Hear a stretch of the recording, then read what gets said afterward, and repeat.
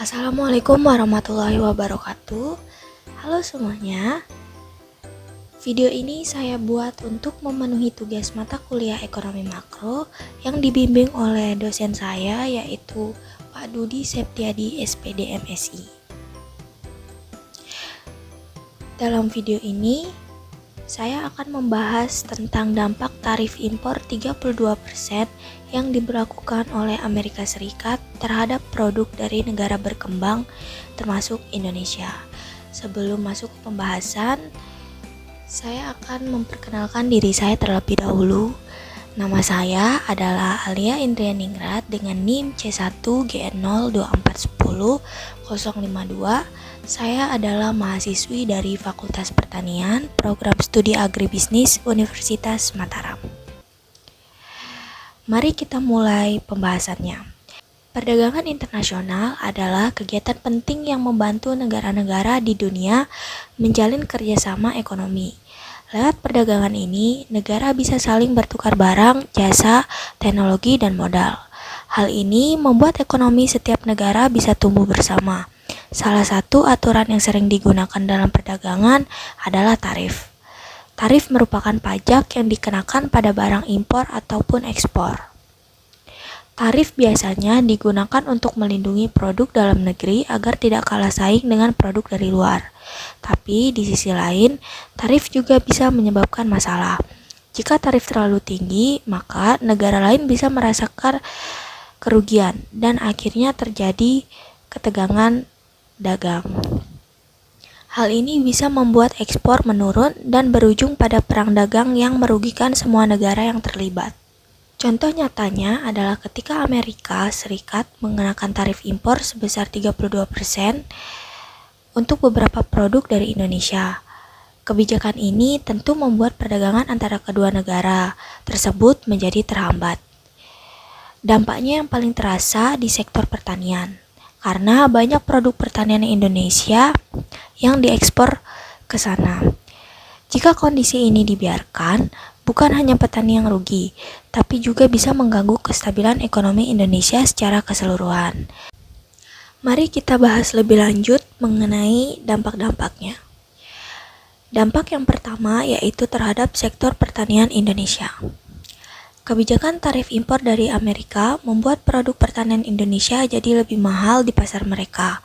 Karena mahal, pembeli lebih memilih produk dari negara lain yang lebih murah. Akibatnya, permintaan ekspor produk seperti kopi, karet, dan kelapa sawit menurun. Sehingga petani kesulitan menjual hasil panen dan pendapatan mereka berkurang. Jika ekspor turun, produk pertanian menumpuk di dalam negeri dapat menyebabkan kelebihan pasokan dan harga menjadi turun. Ini membuat petani rugi dan kesejahteraan mereka menurun. Namun, kondisi ini juga bisa menjadi peluang. Karena harga barang impor naik, masyarakat bisa beralih ke produk lokal. Agar bisa bersaing, kualitas produk lokal harus ditingkatkan. Maka dari itu, pemerintah, petani, dan pelaku usaha perlu bekerja sama untuk meningkatkan mutu dan distribusi produk pertanian.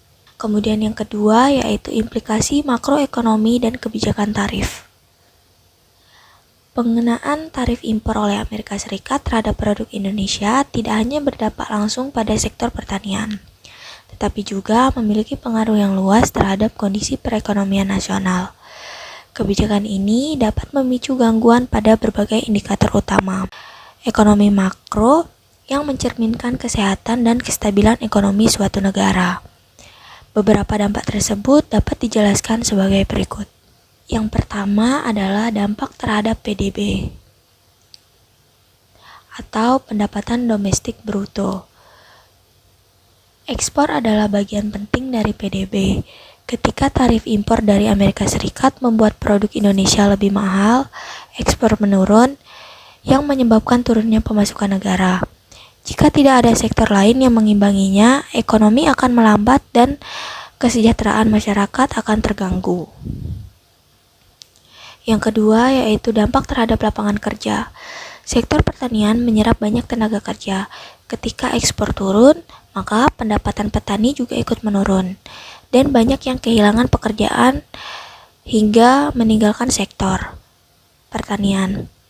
Hal ini menyebabkan peningkatan pengangguran di desa dan meningkatnya kebutuhan bantuan sosial dari pemerintah. Yang ketiga yaitu dampak terhadap terms of trade. Terms of trade adalah perbandingan harga ekspor dan impor. Jika harga ekspor Indonesia turun karena tarif dan harga impor tetap mahal, maka Indonesia harus menjual lebih banyak barang untuk membeli barang impor yang sama. Ini dapat melemahkan posisi tawar Indonesia di pasar global.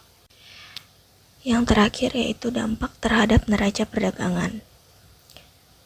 Defisit neraca perdagangan terjadi ketika ekspor menurun dan impor tetap tinggi. Ini menyebabkan aliran devisa keluar lebih besar, sehingga dapat melemahkan nilai tukar rupiah dan dapat mengurangi kepercayaan investor asing, yang pada akhirnya membuat ekonomi Indonesia rentan terhadap gejolak global.